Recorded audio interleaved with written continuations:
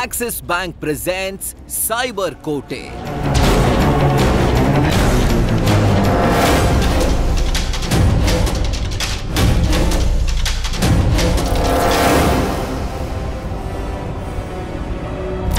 ನಮಸ್ಕಾರ, ನೀವು ನೋಡ್ತಾ ಇದ್ದೀರಾ ನ್ಯೂಸ್ ಫಸ್ಟ್ ವಿಶೇಷ ಕಾರ್ಯಕ್ರಮ ಸೈಬರ್ ಕೋಟೆ.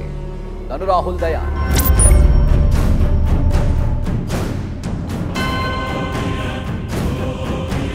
ಸಮ್ಮರ್ ಡೇಸ್ ನ ಎಂಜಾಯ್ ಮಾಡಿ ಬೆಂಗಳೂರು ಏರ್ಪೋರ್ಟ್ ನಿಂದ ಫ್ಲೈಟ್ ಇಳಿದು ಆಚೆ ಬರ್ತಿದ್ದ techie Vijay Kumar boarding pass ನ ಡಸ್ಟ್ಬಿನ್ ಗೆ ಹಾಕಿ ಟ್ಯಾಕ್ಸಿ ಹತ್ತಿ ಮನೆ ಕಡೆ ಹೊರಟಿದ್ದ. 15-16 ಗಂಟೆ ಜರ್ನಿ ಮಾಡಿ ಸುಸ್ತಾಗಿದ್ದ ವಿಜಯ್ ಮನೆ ಸೇರಿದ ಮೇಲೆ ಸಣ್ಣ ನಿದ್ದೆ ಮಾಡಿ ಎದ್ದು ಸ್ವಿಚ್ ಆಫ್ ಮಾಡಿಟ್ಟಿದ್ದ ಫೋನ್ನ ಆನ್ ಮಾಡಿ ಕಾಫಿ ಕಪ್ಗೆ ಕೈ ಹಾಕ್ತಾ ಇದ್ದಂಗೆ ಫೋನ್ ರಿಂಗ್ ಆಗುತ್ತೆ. ಕಾಲ್ ಪಿಕ್ ಮಾಡಿದ್ದ ವಿಜಯ್ಗೆ ಆ ಕಡೆಯಿಂದ, ಸರ್, ನಿಮ್ ವಿರುದ್ಧ ಮುಂಬೈ ಸೈಬರ್ ಕ್ರೈಮ್ ಒಂದು ಕೇಸ್ ಫೈಲ್ ಮಾಡಿದೆ, ಈ ರೀತಿಯಾಗಿ ಒಂದು ಖಡಕ್ ಧ್ವನಿ ಕೇಳುತ್ತೆ.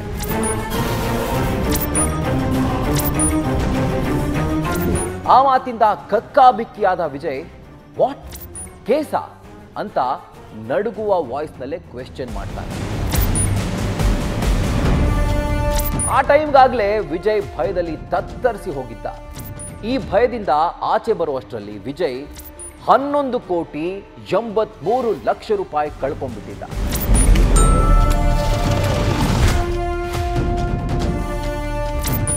ಅರೆ, ಈ ಗ್ಯಾಪಲ್ಲಿ ಏನಾಯ್ತು? ಆ ಟೆಕ್ಕಿ ಕೋಟಿಗಟ್ಟಲೆ ದುಡ್ಡು ಕಳ್ಕೊಂಡಿದ್ದು ಹೇಗೆ? ಈ ರೀತಿ ಡೌಟ್ಸ್ ಬಂದೇ ಬರುತ್ತಲ್ವಾ? ಇದು ಅಂತಿಂತ ಫ್ರಾಡ್ ಸ್ಟೋರಿ ಅಲ್ಲ, ನಾವು ನೀವು ಇರೋ ಡಿಜಿಟಲ್ ವರ್ಲ್ಡ್ ನ ಸ್ಟೋರಿ ಇದು. Digital arrest. ಕೈಗೆ ಕೋಳ ಹಾಕದೇನೆ ಕಳವಳ ಹುಟ್ಟಿಸೋ ಭಯಾನಕ ಡಿಜಿಟಲ್ ಅರೆಸ್ಟ್ ಸ್ಟೋರಿ. ಈ ಸ್ಟೋರಿ ಒಳಗೆ ಹೋಗೋಕ್ ಮುಂಚೆ ದೊಡ್ಡ ದೊಡ್ಡ ಪ್ರಭಾವಿಗಳ ನಂಬರ್ಗಳು, ಅವರ ಆಧಾರ್ ಡೀಟೇಲ್ಸ್ ಎಲ್ಲ ಈ ಸೈಬರ್ ಖದೀಮರಿಗೆ ಹೇಗೆ ಸಿಗುತ್ತೆ, ಅಂಥ ಪಂಟರ್ಗಳನ್ನೇ ಇವರು ಹೇಗೆ ಯಾಮಾರಿಸ್ತಾರೆ ಅನ್ನೋ ಒಂದು ಇಂಟ್ರೆಸ್ಟಿಂಗ್ ಇನ್ಸಿಡೆಂಟ್ ಕೇಳಿ.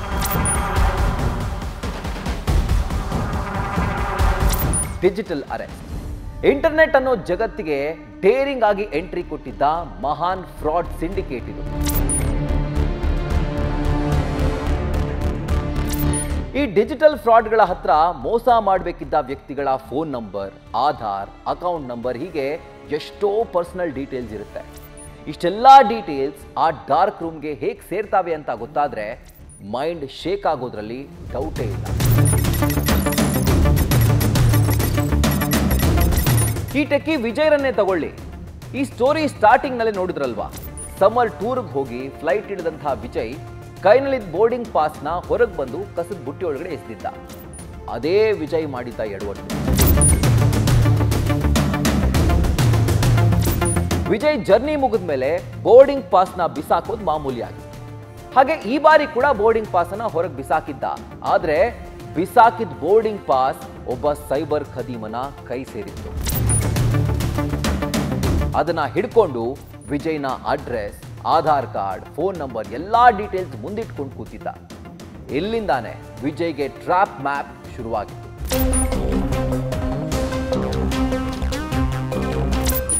ಅದು ನವೆಂಬರ್ 11. ಆ ದಿನ ವಿಜಯ್ ಫೋನ್ ಆನ್ ಆದ ಕೂಡಲೇ ಟ್ರಾಯ್ ಅಂದ್ರೆ ಟೆಲಿಕಾಂ ರೆಗ್ಯುಲೇಟರಿ ಅಥಾರಿಟಿ ಆಫ್ ಇಂಡಿಯಾದ ರಿಪ್ರೆಸೆಂಟೇಟಿವ್ ಅಂತ ಹೇಳಿ ವಿಜಯ್ಗೆ ಒಂದು ಕಾಲ್ ಬರುತ್ತೆ. ತುಂಬಾ ಕಾನ್ಫಿಡೆಂಟ್ ಆಗಿ ಗಂಭೀರವಾಗಿ, ಮಿಸ್ಟರ್ ವಿಜಯ್ ಕುಮಾರ್, ನರೇಶ್ ಗೋಯಲ್ ಅನ್ನೋ ವ್ಯಕ್ತಿಗೆ ನೀವು 6 ಕೋಟಿ ವಂಚನೆ ಮಾಡಿದ್ದೀರಾ.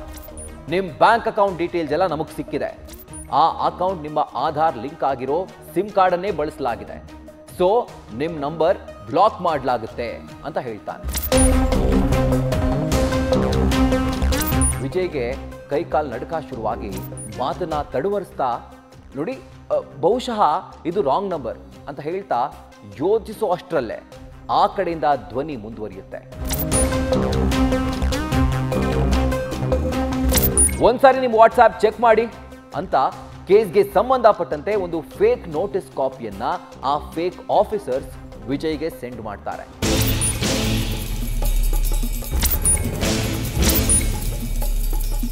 ಅದರಲ್ಲಿ Vijay address, phone number, Aadhaar number ಪ್ರತಿಯೊಂದು ಇರೋದು ನೋಡಿ ವಿಜಯ್ಗೆ ಶಿವರಿಂಗ್ ಆಗುತ್ತೆ.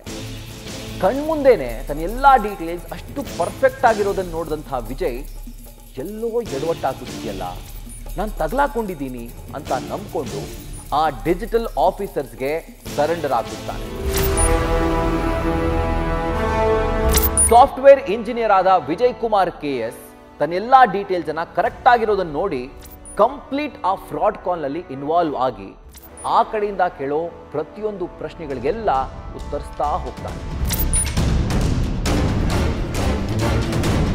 ಜಸ್ಟ್ ಅ ಮಿನಿಟ್ ಅಂತ ಹೇಳಿದಂತಹ ಸೈಬರ್ ಫ್ರಾಡ್ ವಿಡಿಯೋ ಕಾಲ್ ಮಾಡಿ ವಿಜಯ್ಗೆ ಒಂದು ರೂಮ್ ಒಳಗಡೆ ಹೋಗೋಕೆ ಹೇಳಿ, ಆ ರೂಮ್ನಿಂದ ನೀವು ಆಚೆ ಬರೋ ಹಂಗಿಲ್ಲ, ನೀವು ಆಚೆ ಹೋಗ್ಲೇಬಾರ್ದು ಅಂತ ಹೇಳಿ, ಜೊತೆಗೆ ಯಾರೊಟ್ಟಿಗೂ ನೀವು ಮಾತಾಡೋಂಗಿಲ್ಲ, ಯಾರನ್ನು ಭೇಟಿ ಮಾಡೋಂಗಿಲ್ಲ, ಸದ್ಯಕ್ಕೆ ನಾನು ನಿಮ್ಮ ಚಲನವಲನಗಳ ಮೇಲೆ ಕಣ್ಣಿಟ್ಟಿದ್ದೇವೆ, ಈ ರೂಲ್ಸ್ನ ಬ್ರೇಕ್ ಮಾಡಿದ್ರೆ ನೀವು ಆ ಕೂಡಲೇ ಅರೆಸ್ಟ್ ಆಗಬಹುದು, ಸದ್ಯಕ್ಕೆ ನಿಮ್ಮನ್ನ ಡಿಜಿಟಲ್ ಅರೆಸ್ಟ್ ಮಾಡಲಾಗಿದೆ, ಸೊ ಬಿ ಕೇರ್ಫುಲ್ ಅಂತ ವಾರ್ನಿಂಗ್ ಕೊಡ್ತಾನೆ.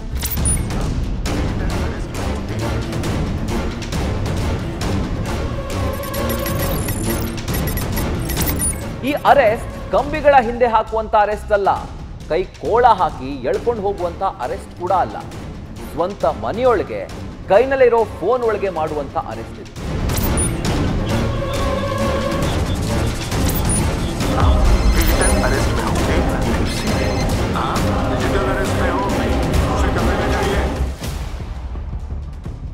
ವಿಜಯ್ಗೆ ನಂಬಿಕೆ ಬರೋವರೆಗೂ ಸೈಬರ್ ಕಿಲ್ಲರ್ಗಳು ಏನೋ ಒಂದು ಕಾನೂನು ಆಕ್ಟಿವಿಟೀಸ್ ಇರೋ ನೋಟಿಸ್ಗಳನ್ನ ವಿಜಯ್ಗೆ ಸೆಂಡ್ ಮಾಡ್ತಲೇ ಇದ್ರು.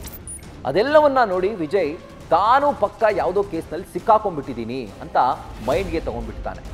ಫ್ರಾಡ್ಗಳು ಈ ಫಸ್ಟ್ ಸ್ಟೆಪ್ ಅನ್ನ ಗೆದ್ಬಿಟ್ಟಿದ್ರು.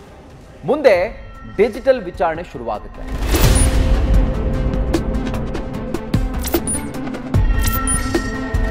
ಫೇಕ್ ಆಫೀಸರ್ಸ್ ವಿಡಿಯೋ ಕಾಲ್ನಲ್ಲಿ ಆಡ್ ಆಗ್ತಾನೆ ಹೋದ್ರು. ಅವರು ಸುಪ್ರೀಂ ಕೋರ್ಟ್ನಿಂದಲೂ ಸಮನ್ಸ್ ಕೊಡಲಾಗಿದೆ ಅಂತ ಫೇಕ್ ಕೋರ್ಟ್ ನೋಟಿಸ್ಗಳನ್ನು ಕೂಡ ವಿಜಯ್ಗೆ ತೋರಿಸ್ತಾರೆ. ವಿಜಯ್ಗೆ ಚೂರು ಅನುಮಾನ ಬಂತು ಅಂತ ಕದಿಮರಿಗೆ ಅನ್ಸಿದ್ರೆ ಸಾಕು, ವಿಜಯ್ ಮುಂದೆ ಈ ಹಿಂದೆ ನಡೆದಿದ್ದ ಒರಿಜಿನಲ್ ಕ್ರೈಮ್ ರಿಪೋರ್ಟ್ಗಳ ರೆಕಾರ್ಡಿಂಗ್ಗಳನ್ನು ಅವರು ಪ್ಲೇ ಮಾಡಿ ತೋರಿಸ್ತಾ ಇದ್ರು. ಅದರಲ್ಲಿ ವಿಜಯ್ಗೆ ಗೊತ್ತಿದ್ದ ಕೇಸ್ಗಳು ಇದ್ವು. ಇವೆಲ್ಲ ನೋಡಿದ ಮೇಲೆ ವಿಜಯ್ಗೆ ಭಯ ಮತ್ತಷ್ಟು ಹೆಚ್ಚಾಗ್ತಾ ಹೋಗುತ್ತೆ. ಅಫ್ಕೋರ್ಸ್ ನಮ್ಮ ತಪ್ಪು ನಮಗೆ ಗೊತ್ತಿರುತ್ತೆ, ಅವ್ರು ಯಾರಾದರೂ ಎತ್ತಿ ತೋರಿಸಿದ್ರೆ ಭಯ ಆಗೇ ಆಗುತ್ತೆ. ವಿಜಯ್ಗೂ ಆಗಿದ್ದದೆ. ನಿಮ್ಮ ಬ್ಯಾಂಕ್ ಅಕೌಂಟ್ಗಳನ್ನು ಬ್ಲಾಕ್ ಮಾಡಲಾಗುತ್ತೆ, ಇಡೀ ನಿಮ್ಮ ಫ್ಯಾಮಿಲಿ ದೊಡ್ಡ ಸಮಸ್ಯೆಯನ್ನ ಎದುರಿಸೋಕೆ ರೆಡಿಯಾಗಿ. ಇದು ಮನಿ ಲಾಂಡ್ರಿಂಗ್ ಕೇಸ್ ಆಗಿ ಈ ಕೇಸ್ ಮೇಲೆ ಕೇಸ್ ಜೊತೆ ಆಗ್ತಲೇ ಹೋಗುತ್ತೆ, ಶಿಕ್ಷೆ ಕೂಡ ಹೆಚ್ಚಾಗ್ತಾ ಹೋಗುತ್ತೆ. ಈ ಪ್ರಾಬ್ಲಮ್ನಿಂದ ಹೊರಬರೋದು ಹೇಗೆ ಅಂತ ನೀವು ಯೋಚಿಸೋದಾದ್ರೆ ನಮ್ಮ ಮೇಲಾಧಿಕಾರಿಗಳ ಜೊತೆ ಮಾತಾಡಿ ಅಂತ ಮತ್ತೊಬ್ಬ ಫೇಕ್ ಆಫೀಸರ್ ತನ್ನ ಕ್ಯಾಮ್ರಾ ಮುಂದೆ ತಂದಿರ್ತಾರೆ.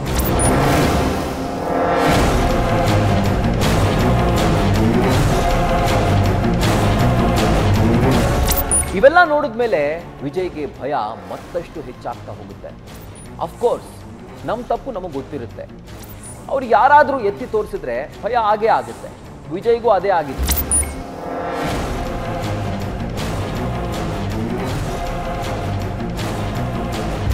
ನಿಮ್ಮ ಬ್ಯಾಂಕ್ ಅಕೌಂಟ್ಗಳನ್ನು ಬ್ಲಾಕ್ ಮಾಡಲಾಗುತ್ತೆ, ಇಡೀ ನಿಮ್ಮ ಫ್ಯಾಮಿಲಿ ದೊಡ್ಡ ಸಮಸ್ಯೆಯನ್ನು ಎದುರಿಸೋಕೆ ರೆಡಿಯಾಗಿ. ಇದು ಮನಿ ಲಾಂಡ್ರಿಂಗ್ ಕೇಸ್ ಆಗಿ ಈ ಕೇಸ್ ಮೇಲೆ ಕೇಸ್ ಆಡ್ ಆಗ್ತಾ ಹೋಗುತ್ತೆ, ಶಿಕ್ಷೆ ಕೂಡ ಹೆಚ್ಚಾಗ್ತಾ ಹೋಗುತ್ತೆ. ಈ ಪ್ರಾಬ್ಲಮ್ನಿಂದ ಹೊರಬರೋದು ಹೇಗೆ ಅಂತ ನೀವು ಯೋಚನೆ ಮಾಡ್ತಾ ಇದ್ರೆ ನಮ್ಮ ಮೇಲಾಧಿಕಾರಿಗಳ ಜೊತೆ ಮಾತಾಡಿ ಅಂತ ಮತ್ತೊಬ್ಬ ಫೇಕ್ ಆಫೀಸರ್ನನ್ನ ಕ್ಯಾಮ್ರಾ ಮುಂದೆ ತಂದಿಡ್ತಾರೆ. ಆ ವಿಡಿಯೋ ಹಿಂದೆ ಇದ್ದಂಥ ಆಫೀಸು, ಅವನು ತೊಟ್ಟಿದ್ದ ಬಟ್ಟೆ ಯಾವುದೂ ಸಹ ಅನುಮಾನ ಬರ್ದಿರೋ ಥರನೇ ಇತ್ತು. ಬಂದು ಕೂತವನೇ ನೀವು ನಿರಪರಾಧಿ ಅಂತ ನಾವು ಸಾಬೀತು ಮಾಡ್ಬೋದು, ಆದರೆ ನಾವು ಹೇಳಿದಂತೆ ಕೇಳಿದ್ರೆ ಅದು ಸಾಧ್ಯವಾಗುತ್ತೆ. ಈ ಮಾತನ್ನ ಕೇಳ್ತಾ ಇದ್ದಂತೆ ಕೋಣ ಕಟುಕನನ್ನ ನಂಬದಂತೆ ವಿಜಯ್ ಆ ಫೇಕ್ ಆಫೀಸರ್ನ ನಂಬಿಡ್ತಾನೆ. ವಿಡಿಯೋ ಕಾಲ್ನಿಂದಾನೇ ವಿಜಯ್ ಏನು ಮಾಡಬೇಕು ಅಂತ ಒಂದೊಂದು ಸೂಚನೆಗಳನ್ನ ಕೊಡ್ತಾ ಹೋಗ್ತಾನೆ. ಇದು ಹಣದ ವಿಷಯ ಆಗಿದ್ರಿಂದ ಅಕೌಂಟ್ನಲ್ಲಿ ಹಣ ಇದ್ರೆ ಮತ್ತಷ್ಟು ಪ್ರಾಬ್ಲಮ್ ಆಗುತ್ತೆ. ಅಕೌಂಟಲ್ಲಿರೋ ಎಲ್ಲ ಹಣವನ್ನ ಬೇರೆ ಬೇರೆ ಅಕೌಂಟ್ಸ್ಗೆ ಟ್ರಾನ್ಸ್ಫರ್ ಮಾಡಿ. ವಿಚಾರಣೆ ಮುಗಿದ ಮೇಲೆ ನೀವು ನಿರಪರಾಧಿ ಅಂತ ಪ್ರೂವ್ ಆದಮೇಲೆ ಆ ಅಮೌಂಟನ್ನು ಮತ್ತೆ ನಿಮ್ಮ ಅಕೌಂಟ್ಗೆ ಹಾಕ್ತೀವಿ ಅಂತ ಕೆಲ ಅಕೌಂಟ್ ನಂಬರ್ಸ್ನ ಅವ್ರು ಕೊಡ್ತಾರೆ. ಇದು ಸೈಬರ್ ಖದೀಮರ ಕೊನೆಯ ಸ್ಟೆಪ್.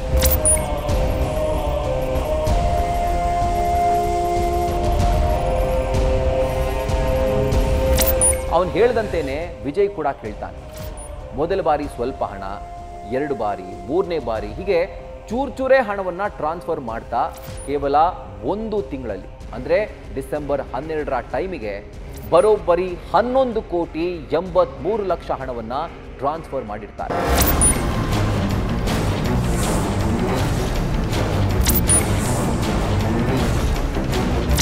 ಇಷ್ಟು ಹಣವನ್ನು ಕಳ್ಕೊಂಡ ಮೇಲೆ ವಿಜಯ್ಗೆ ತನ್ನ ಪರಾಜಯದ ಬಗ್ಗೆ ಅರ್ಥವಾಗ್ತಾ ಹೋಗುತ್ತೆ.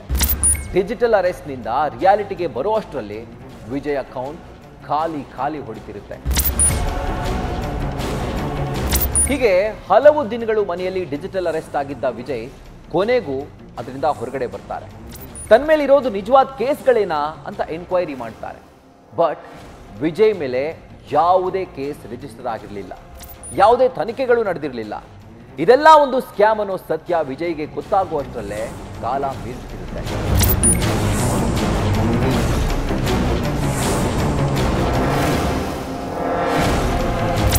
ಆದರೆ ವಿಜಯ್ ಕಳ್ಕೊಂಡಿದ್ದು ಸಾವಿರ ಅಲ್ಲ, ಲಕ್ಷಗಳಲ್ಲ, ಕೋಟಿಗಟ್ಟಲೆ ಹಣ, ಜೊತೆಗೆ ಹಲವು ದಿನಗಳ ನರಕ. ವಿಜಯ್ಗೆ ಈಗ ಪೊಲೀಸರ ಆಸರೆ ಬೇಕಿತ್ತು. ಕೂಡಲೇ ನಾರ್ತ್ ಈಸ್ಟ್ ಸೈಬರ್ ಸೆನ್ ಅಂದ್ರೆ ಎಕನಾಮಿಕ್ ಮತ್ತು ನಾರ್ಕೋಟಿಕ್ಸ್ ಕ್ರೈಮ್ ಪೊಲೀಸರಿಗೆ ದೂರು ಕೊಡೋಕೆ ಓಡೋಡಿ ಹೋಗ್ತಾರೆ. ನಡೆದ ಸ್ಕ್ಯಾಮ್ ಬಗ್ಗೆ ಪೊಲೀಸರ ಮುಂದೆ ವಿಜಯ್ ಎಳೆಯಾಗಿ ಹೇಳ್ತಾ ತನಗೆ ಬಂದಿದ್ದ ನೋಟಿಸ್ ಕಾಪಿಗಳನ್ನ ತೋರಿಸ್ತಾರೆ. ಆ ನೋಟಿಸ್ಗಳನ್ನ ನೋಡಿ ಪೊಲೀಸರೇ ದಂಗಾಗಿ ಹೋಗ್ತಾರೆ. ಯಾಕಂದ್ರೆ ಸೈಬರ್ ಖದೀಮರು ಕಳಿಸಿದ್ದ ಎಲ್ಲಾ ನೋಟಿಸ್ ಕಾಪಿ ಒರಿಜಿನಲ್ಗೆ ಹತ್ರನೇ ಇದ್ವು. ಸುಪ್ರೀಂ ಕೋರ್ಟ್ ಜಡ್ಜ್ ಸೈನ್ ಕೂಡ ಫೋರ್ಜರಿ ಮಾಡದಂತೆ ಇತ್ತು. ಸಿಬಿಐ ಸ್ಟ್ಯಾಂಪ್, ಕೋರ್ಟ್ ಸ್ಟ್ಯಾಂಪ್, ಅಧಿಕಾರಿಗಳ ಸೈನ್ ಪ್ರತಿಯೊಂದು ಡಿಜಿಟಲ್ ಆಗಿ ಕ್ರಿಯೇಟ್ ಮಾಡಿಬಿಟ್ಟಿದ್ರು. ಡಿಜಿಟಲ್ ಅರೆಸ್ಟ್ ಆಗಿದ್ದ ವಿಜಯ್ಗೆ ಪೊಲೀಸರೇ ಮುಕ್ತಿಗೊಳಿಸಿದ್ರು.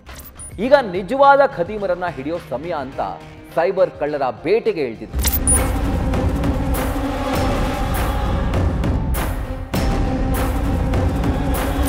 ಆ ಡಾರ್ಕ್ ಜಗತ್ತಿನ ಡಾನ್ಗಳನ್ನ ಬೇಟೆಯಾಡೋಕೆ ಸೈಬರ್ ಪೊಲೀಸ್ ಟೀಮ್ ಪಂಜಾ ಬೀಸಿದ್ರು.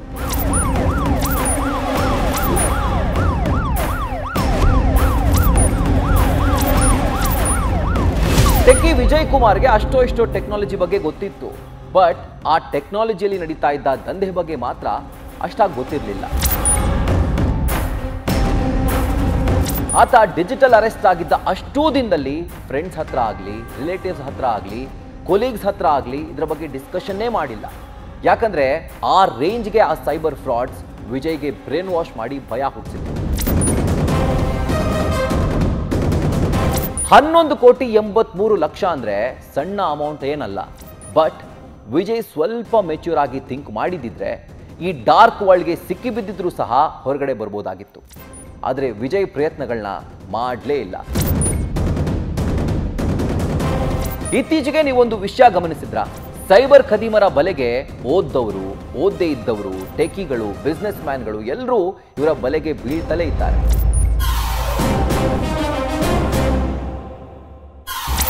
ಅದಕ್ಕೆ ಮುಖ್ಯ ಕಾರಣ ಇದೆ, ಅದೇ ಕ್ವಾಲಿಟಿ. ಸ್ಕ್ಯಾಮರ್ಸ್ ಕೂಡ ಕ್ವಾಲಿಟಿ ಪ್ರಿಸಿಷನ್ಸ್ನ ಫಾಲೋ ಮಾಡ್ತಿದ್ದಾರೆ. ಪಕ್ಕಾ ಒಂದು ವಿಷನ್ ಇಟ್ಕೊಂಡು ಅವರು ಸ್ಕ್ಯಾಮ್ ಮಾಡ್ತಿದ್ದಾರೆ. ಮೊದಲನೇದಾಗಿ ಸ್ಕ್ಯಾಮರ್ಸ್ ಟಾರ್ಗೆಟ್ ಹಣವನ್ನ ಕೊಳ್ಳೆ ಹೊಡೆಯೋದಲ್ಲ, ವಿಕ್ಟಿಮ್ಸ್ನ ನಂಬಿಕೆ ಗಳಿಸೋದು. ಮೋಸ್ಟ್ ಪವರ್ಫುಲ್ ವ್ಯಕ್ತಿಗಳನ್ನ ಯಾಮಾರಿಸೋಕೆ ಟನ್ ಗಟ್ಟಲೆ ಧೈರ್ಯನೂ ಬೇಕು.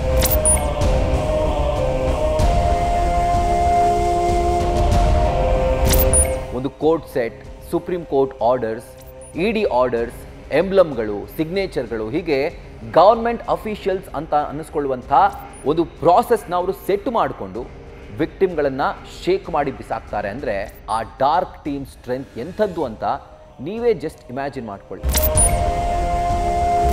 ದುಡ್ಡು ಯಾರಿಗೂ ಸುಮ್ಮನೆ ಬರಲ್ಲ, ಹಾಗೆ ದುಡ್ಡನ್ನು ಯಾರೂ ಕೂಡ ಅಷ್ಟು ಈಸಿಯಾಗಿ ಕದಿಯೋಕ್ಕಾಗಲ್ಲ.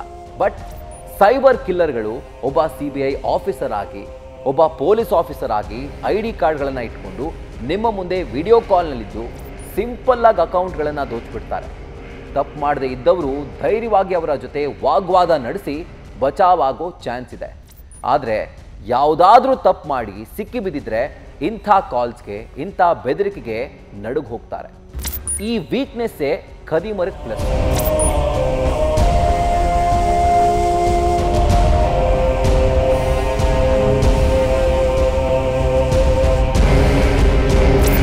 ಈ ವೀಕ್ನೆಸ್ನೇ ಆ ಡಿಜಿಟಲ್ ಸ್ಕ್ಯಾಮರ್ಸ್ ಎನ್ಕ್ಯಾಶ್ ಮಾಡ್ಕೊಳ್ತಿದ್ದಾರೆ.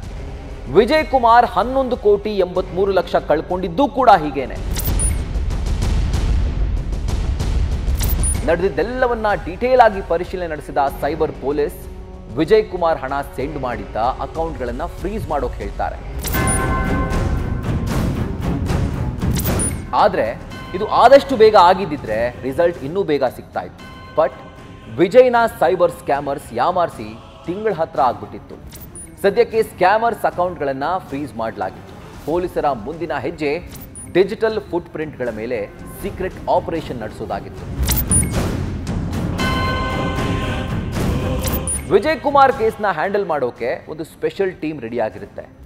ಡಿಜಿಟಲ್ ವರ್ಲ್ಡ್ಗೆ ಕಾಲಿಟ್ಟು ಸ್ಕ್ಯಾಮರ್ಸ್ಗೆ ಬಲೆ ಎಸೆದು ಬೇಟೆಗಾಗಿ ಕಾಯ್ತಾ ಇರುತ್ತೆ. ಆಗ ಈ ಟೀಮ್ಗೆ ಮೊದಲ ಹಿಂಟ್ ಸಿಕ್ಕಿದ್ದೆ ಗುಜರಾತ್ನಲ್ಲಿ.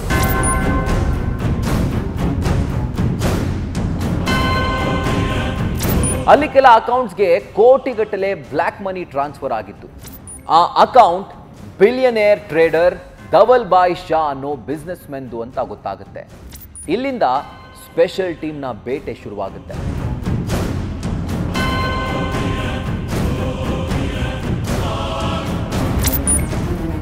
ಅದು ಡಿಸೆಂಬರ್ 12. ಸೈಬರ್ ಪೊಲೀಸ್ ಟೀಮ್ನ ಬೇಟೆ ಜೋರಾಗುತ್ತೆ. ಸಿಕ್ಕ ಸ್ಥಳಗಳೆಲ್ಲ ರೇಡ್ ಮಾಡಿ ಸ್ಪೆಷಲ್ ಟೀಮ್ ಆರ್ಭಟಿಸ್ತಾ ಇದ್ದಾಗ ಒಂದು ಇಲಿಗಾಗಿ ಹೋಲ್ ಒಳಗಡೆ ಹೊಗೆ ಹಾಕಿದ್ರೆ ಇಲಿಗಳ ದಂಡೆ ಉಸುಗಟ್ಟಿ ಹೊರಬಂದಂತೆ ಮತ್ತಿಬ್ಬರು ಸೈಬರ್ ಕಿಂಗ್ ಪಿನ್ಗಳು ಸಿಕ್ಬೀಳ್ತಾರೆ. ಅವರೇ ಗುಜರಾತ್ನ ಕರಣ್, ಮತ್ತೊಬ್ಬ ದೆಹಲಿಯ ತರುಣ್ ನತಾನಿ.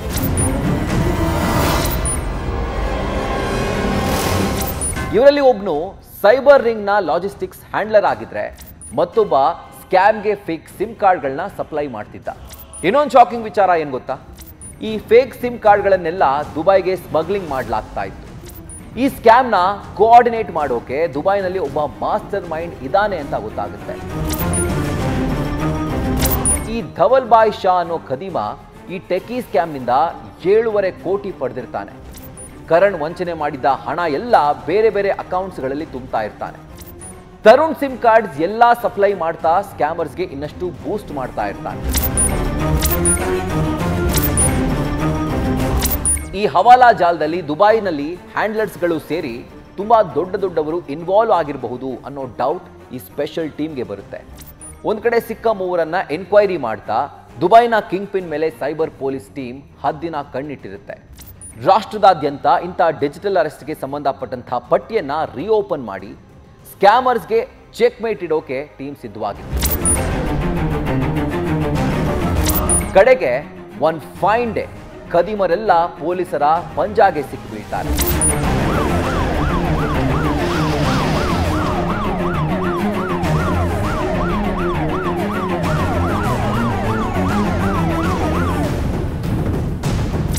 ಸ್ಕ್ರೀನ್ನಲ್ಲಿ ಹ್ಯಾಂಡ್ಸ್ ಅಪ್ ಅಂತಿದ್ದವರ ಕೈಗೆ ಕೋಳ ಹಾಕಿ ಗಪ್ ಚುಪ್ ಅಂತ ಕೂರಿಸ್ತಾರೆ.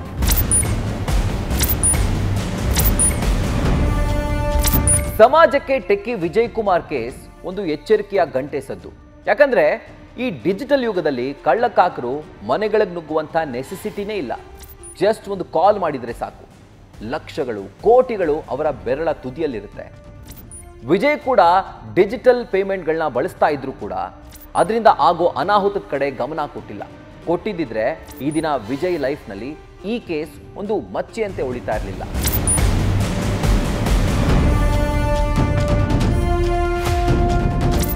ವಿಜಯ್ ಕುಮಾರ್ಗೆ ಸೈಬರ್ ಸ್ಕ್ಯಾಮರ್ಸ್ ಅಗ್ನಿ ಪರೀಕ್ಷೆಯನ್ನೇ ಮಾಡಿಸಿದ್ರು. ಆ ಜ್ವಾಲೆಯಲ್ಲಿ ವಿಜಯ್ ಬೆಂದು ಹೋಗುವಷ್ಟರಲ್ಲಿ ಬೆಂಗಳೂರು ಸೈಬರ್ ಪೊಲೀಸರ ಟೀಮ್ ಅಲರ್ಟ್ ಆಗಿ ವಿಜಯ್ನ ಸೇಫ್ ಮಾಡಿ ಮತ್ತೆ ತನ್ನ ಬದುಕಲ್ಲಿ ಕಳೆದುಕೊಂಡಿದ್ದನ್ನ ಅವರು ಮರಳಿಸಿದ್ದಾರೆ. ಹಾಗೆ ಎಚ್ಚರಿಕೆಯ ಸಲಹೆಗಳನ್ನು ಕೂಡ ಕೊಟ್ಟು ಮನೆಗೆ ಕಳಿಸ್ತಾರೆ. ಸರಿ, ಈಗ ಇಂಥ ಸಿಚುವೇಶನ್ ಅಲ್ಲಿ ನಾವು ನೀವಿದ್ರೆ ಏನು ಮಾಡಬೇಕು, ಏನು ಮಾಡಬಾರ್ದು, ಇಂಥ ಟೈಮ್ನಲ್ಲಿ ತಿಳ್ಕೊಳ್ಬೇಕಾದಂಥ ವಿಷಯಗಳೇನು ಅನ್ನೋದು ಅಗತ್ಯನೇ ಅಲ್ವಾ? ಮೊದಲನೇದಾಗಿ ಎಲ್ಲರೂ ತಿಳ್ಕೊಳ್ಬೇಕಾಗಿರೋದು ಡಿಜಿಟಲ್ ಅರೆಸ್ಟ್ ಅನ್ನೋ ಕಾನ್ಸೆಪ್ಟೇ ಕಾನೂನಲ್ಲಿ ಇಲ್ವೇ ಇಲ್ಲ ಅನ್ನೋದು. ಹಾಗೆ ಯಾವುದೇ ಗೌರ್ಮೆಂಟ್ ಏಜೆನ್ಸಿಗಳು ಕೇಸ್ ಇನ್ವೆಸ್ಟಿಗೇಷನ್ಗೆ ಅಂತ ಯಾವುದೇ ರೀತಿಯ ಹಣವನ್ನ ಕೇಳೋದಿಲ್ಲ. ಎರಡನೇದು, ನಿಮಗೆ ಯಾವುದಾದ್ರೂ ನೋಟಿಸ್ಗಳು ಬಂದರೆ ಅವುಗಳನ್ನು ಪೊಲೀಸರ ಬಳಿನೋ ಇಲ್ಲ ಲಾಯರ್ಗಳ ಬಳಿ ಫ್ಯಾಕ್ಟ್ ಚೆಕ್ ಮಾಡ್ಕೊಳ್ಳೋದು ತುಂಬ ಬೆಟರ್. ನೀವು ಯಾವುದೋ ಕ್ರೈಮ್ನಲ್ಲಿ ಇನ್ವಾಲ್ವ್ ಆಗಿದ್ದೀರಿ ಅಂತ ಬರುವಂಥ ಅನ್ನೋನ್ ಕಾಲ್ಗಳ ಮೇಲೆ ಅನುಮಾನ ಬರಬೇಕೇ ವಿನಃ ಭಯ ಅಲ್ಲ. No real law enforcement agency will ever ask for money or threaten you for arrest over phone or video call. Immediately verify such calls through official channel. Never share personal or financial details like Aadhaar, OTP or bank info with unknown callers claiming to be from government bodies.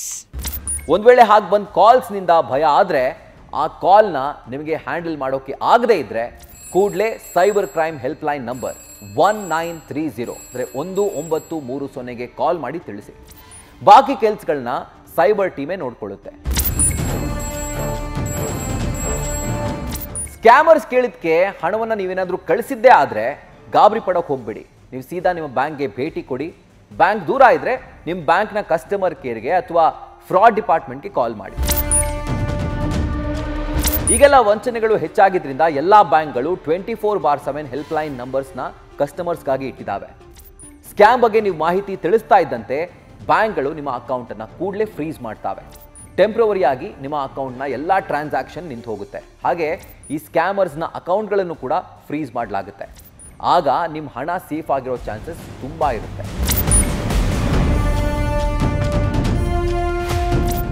Check SIMs linked to your Aadhaar regularly on the TAFCOP portal. www.tafcop.sanchar Sathi SAAATHI.gov.in and report any suspicious numbers. Stay calm, speak to a trusted person and never act in isolation. Scammers thrive on fear and silence. Report immediately by calling 1930 or logging on to cybercrime.gov.in. And early action can stop fund movement and help law enforcement to track the scam. ಈಗೆಲ್ಲ digital ಮನಿನೇ ಚಲಾವಣೆ ಆಗ್ತಾ ಇರೋದ್ರಿಂದ mobile application, online ಬ್ಯಾಂಕಿಂಗ್ಗಳನ್ನು freeze ಮಾಡಿಸೋದು ಅಥವಾ permanent block ಮಾಡಿಸೋದು better option. ನಿಮಗೆ ಇಲ್ಲಿ account ಫ್ರೀಸ್ಗೂ permanent ಬ್ಲಾಕ್ಗೂ ವ್ಯತ್ಯಾಸ ಏನು ಅಂತ ಅನಿಸ್ಬೋದು. ಇಲ್ಲಿ ಟೆಂಪ್ರವರಿ ಫ್ರೀಸ್ ಅಂದರೆ ನೀವು ನಿಮ್ಮ ಅಕೌಂಟ್ನ ನೋಡೋವರೆಗೂ ಮತ್ತೆ ನೀವೇ ಅದನ್ನು ರಿಯಾಕ್ಟಿವೇಟ್ ಮಾಡಿಸೋವರೆಗೂ ಎಲ್ಲ ಟ್ರಾನ್ಸಾಕ್ಷನ್ ನಿಂತು ಹೋಗಿರುತ್ತೆ. ಪರ್ಮನೆಂಟ್ ಬ್ಲಾಕ್ ಅಂತಂದ್ರೆ ನಿಮ್ಮ ಅಕೌಂಟ್ ನಿಜಕ್ಕೂ ವಂಚನೆಗೆ ಒಳಗಾಗಿದ್ರೆ ಆ ಅಕೌಂಟ್ನ ಮುಚ್ಚಿ ಮತ್ತೊಂದು ಹೊಸ ಅಕೌಂಟ್ಗೆ ಬದಲಾಯಿಸೋದಾಗಿರುತ್ತೆ. ಮತ್ತೊಂದು ವಿಷಯ, ನಿಮ್ಮ ಆಧಾರ್ ಕಾರ್ಡ್, ಬ್ಯಾಂಕ್ ಡೀಟೇಲ್ಸ್ ಎಲ್ಲವನ್ನು ಕೂಡ ಸೀಕ್ರೆಟ್ ಆಗಿ ಇಟ್ಕೊಳ್ಳೋಕೆ ಟ್ರೈ ಮಾಡಿ. ಅಟ್ಲೀಸ್ಟ್ ವಿಜಯ್ ಕುಮಾರ್ ಅಂತೆ ಬೋರ್ಡಿಂಗ್ ಪಾಸ್ ಬಿಸಾಕಿದ ಹಾಗೆ ಬಿಸಾಕಿ ಪರ್ಸನಲ್ ಡೀಟೇಲ್ಸ್ ಸ್ಕ್ಯಾಮರ್ಸ್ ಕೈಗೆ ಸಿಕ್ಕೊಳ್ಳೋದು ಬೇಡ. ನಿಮ್ಮ ಪರ್ಸನಲ್ ಅಕೌಂಟ್ ಸೇಫ್ ಆಗಿದ್ರೆ ನಿಮ್ಮ ಪರ್ಸನಲ್ ಲೈಫ್ಗೆ ಸೈಬರ್ ದುಷ್ಟರ ಎಂಟ್ರಿ ಆಗೋದು ಕಷ್ಟ. ಸೊ ನಿಮ್ಮ ಯೋಚನೆ, ನಿಮ್ಮ ಹಣ ನಿಮ್ಮ ಕೈನಲ್ಲೇ ಇರಲಿ. ಇದಾಗಿತ್ತು ಹೊತ್ತಿನ ವಿಶೇಷ. ಕ್ಷಣ ಕ್ಷಣದ ಮಾಹಿತಿಗಾಗಿ ನೋಡ್ತಾ ಇರಿ ನ್ಯೂಸ್ ಫಸ್ಟ್, ನಿರ್ಭೀತಿಯಿಂದ ನಿಮ್ಮ ಪರವಾಗಿ.